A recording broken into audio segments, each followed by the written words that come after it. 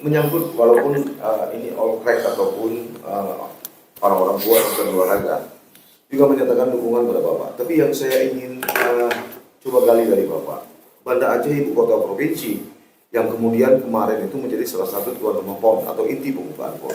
Kita ini ada sekitar 8 venue yang bertaraf internasional, dan kalau insya Allah memberi amanah kepada Bapak dan Pak Ismail ini termasuk rakyat, tentu kan ini ada potensi Pak. Potensi Banda Aceh akan menjadi tidak hanya destinasi wisata, tapi juga destinasi olahraga. Bahkan jangankan lagi kita buat regional, internasional pun sudah bisa digelar. Kira-kira gimana visi Bapak? Saya kira itu salah satu target saya ke depan adalah untuk dalam rangka meningkatkan ekonomi Kota Banda Aceh. Ini adalah menghadirkan 1 juta wisatawan di Kota Banda Aceh. Jadi Banda Aceh ini sebelum ada venue ini memang sudah punya